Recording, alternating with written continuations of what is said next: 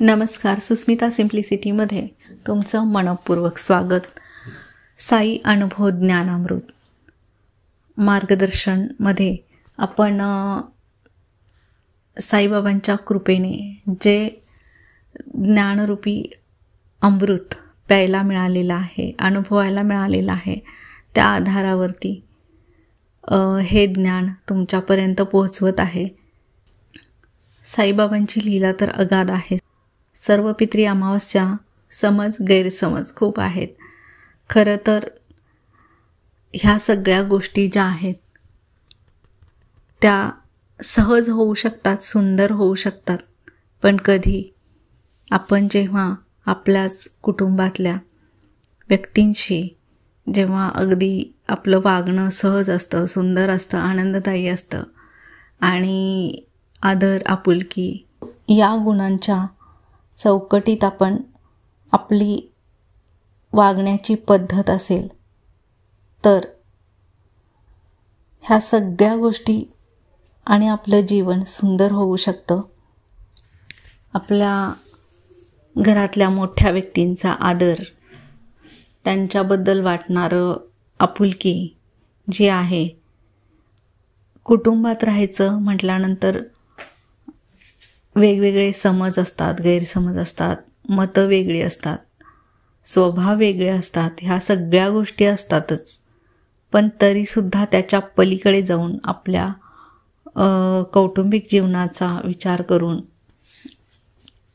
नात्यांचा विचार करून, नात्यांचा आदर करून आपल्याला जर सहज आणि सुंदर जीवन घडवायचं असेल तर आपल्या घरातल्या प्रत्येक व्यक्तीचा आदर आपण केलाच पाहिजे.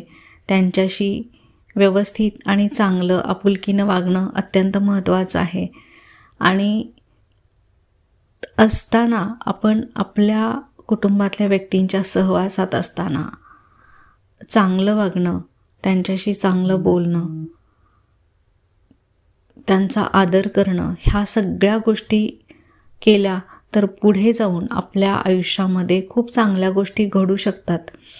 आणि मग आपल्याला पितृदोष वगैरे अशा काही गोष्टींना तोंड द्यावं लागत नाही. कारण आपण आधीच चांगलं तर वागत असतोच, शिवाय रोजच्या दैनंदिन जीवनात बाबांच्या आशीर्वादाचे अभिप्रेत झालेलं आहे जे साई ज्ञान, तर त्या गोष्टींचा विचार करून हे ज्ञान तुमच्यापर्यंत पोचवत आहे. तर सहज रोजच्या दैनंदिन जीवनात सुद्धा आपण आपल्या पितरांचं, पूर्वजांचं स्मरण करू शकतो. नित्य प्रार्थनेत आपण एखादं वाक्य आपल्या पितरांसाठी, त्यांना नमस्कार करू शकतो. सर्व पितरांना नमस्कार, पूर्वजांना नमस्कार. आमचं काही चुकलं असेल तर क्षमा मागायला पाहिजे. तुमच्या कुटुंबात, तुमच्या कुळामध्ये आमचा जन्म झाला आहे, आम्ही आमचं भाग्य समजतो.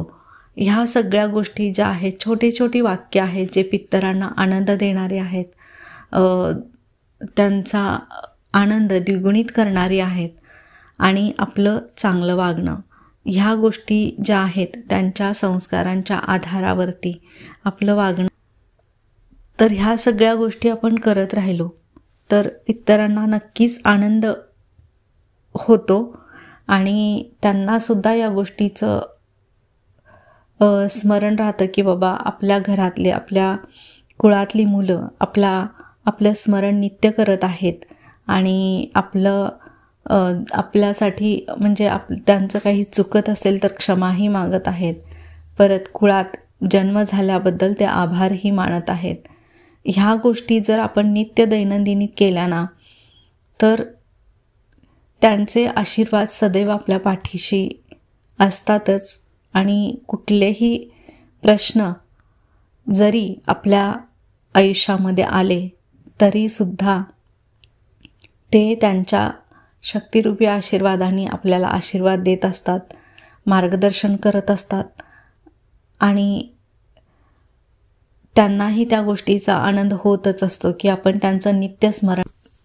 कसं आहे की आपल्या नेहमीच्या नित्य दैनंदिन प्रार्थनेमध्ये ही वाक्य असलीच पाहिजेत की माझ्या घरातल्या कुटुंबातल्या सर्व पितरांना पूर्वजांना नमस्कार. आणि आमचं काही चुकलं असेल तर आम्हाला क्षमा करावी. शिवाय तुमच्या कुळामध्ये आमचा जन्म झाला आहे, आम्ही धन्य झालो आहोत, तुमची कृपा अशीच आमच्यावरती राहू दे. हे जे त्यांना आनंद देणारी जी वाक्य आहेत आणि आपल्या मनाला समाधान निर्माण करणारी जी वाक्य आहेत, तर ती आपण आपल्या नित्य आणि दैनंदिनी प्रार्थनेत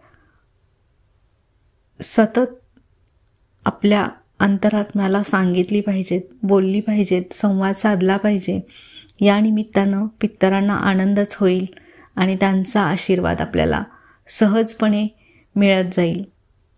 त्यांच्याबद्दल खरं तर गैरसमज करण्याची किंवा काहीही दोष लागतो, असं होतं तसं होतं, या गैरसमजात राहण्यापेक्षा आपण नित्य नियमाने, नित्य दैनंदिनीत, नित्य प्रार्थनेत आपण त्यांचं स्मरण करणं गरजेचं असतं. त्यांना त्याच्यासाठी खूप वेळ द्यावा लागत नाही. आपली रोजची दैनंदिन जीवनातील तुम्हाला जर सवय असेल प्रार्थना करण्याची, तर तुम्हाला ह्या गोष्टी नक्कीच जमतील. कारण कसं आहे, आपले गुरुच आपल्याकडून ह्या सगळ्या गोष्टी करून घेतात. आणि बाबांनीही अशाच प्रकारे माझ्याकडून सुद्धा सर्व कल्याणकारी प्रार्थना करून घेतलेली आहे. तर अशी प्रार्थना तुम्हाला सुद्धा तुमच्या नित्य दैनंदिनी तुम्हाला करावीच लागेल. तर मनात शंका राहणार नाहीत पितरांबद्दल, पूर्वजांबद्दल, आणि द्वेषभावनाही उत्पन्न होणार नाहीत. तर आपण नियमित आणि नित्य आपल्या घरातल्या मोठ्यांचा आदर करणं, त्यांना आपुलकीनं वागवणं, आणि त्यांच्याबद्दल ते मोठे आहेत आपल्यापेक्षा, तर त्यांचा नेहमी आदरच असला पाहिजे आपल्याला. ही भावना जेव्हा आपल्यामध्ये तयार होते, वृद्धिंगत होते, तेव्हा आपल्याला त्यांचा कधीच राग येत नाही. मग कोणताही प्रसंग असो, आपल्याला ते शिकवण्याच्या, काही चांगल्या गोष्टी सांगण्याच्या माध्यमातून सुद्धा कधी कधी असं होत असेल. म्हणजे मला तरी असा अनुभव नाही आहे, पण तरीसुद्धा मी सांगते की अशा गोष्टी, काही घटना कुटुंबात घडत असतात. त्यामुळे काही लोक आपल्याच घरातल्या माणसांचा द्वेष करतात. मग ती नको असतात माणसं, मोठी माणसं घरातली आपल्या घरात नको असतात. असं बऱ्याच कुटुंबात होत राहतं. पण त्यांना आदरानं वागवा, नेहमीच करा नित्य जीवनात, आणि त्यांच्याशी प्रेमाने वागा, आदराने वागा. त्यांच्याबद्दल मनात प्रेम असू द्या, आपुलकी असू द्या, आणि आपल्या दैनंदिनी त्यांच्याशी चांगलं वागणं खूप महत्त्वाचं आहे. आणि ते गेल्यानंतर सुद्धा त्यांचं नित्यस्मरण पूर्वजांचं, पितरांचं झालंच पाहिजे. प्रार्थनेच्या माध्यमातून त्यांचे आभार मानले पाहिजे. त्यांच्या कुळात जन्म झाल्यामुळे त्यांची क्षमाही मागितली पाहिजे की आपलं काही चुकलं असेल तर. आणि तुमची कृपा आमच्यावरती असू दे, आपल्या घरावरती असू दे, आम्हाला यश मिळू दे, तुमच्या कुटुंबातल्या या लेकरांचा उद्धार होऊ दे, कल्याण होऊ दे, यश मिळू दे, अशी प्रार्थनासुद्धा त्यांच्या चरणी आपण करायला हवी.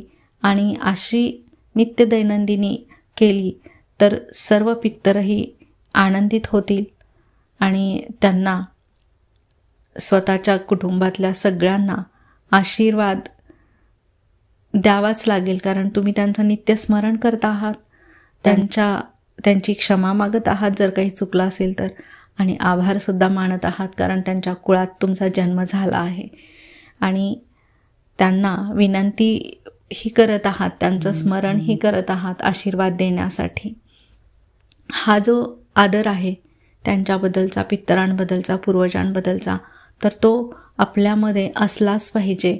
आणि जर तसं असेल ना आदर, तर तुम्हाला कुठल्याही पितृदोष वगैरे लागण्याची अजिबात भीती बाळगण्याचं काहीच कारण नसतं.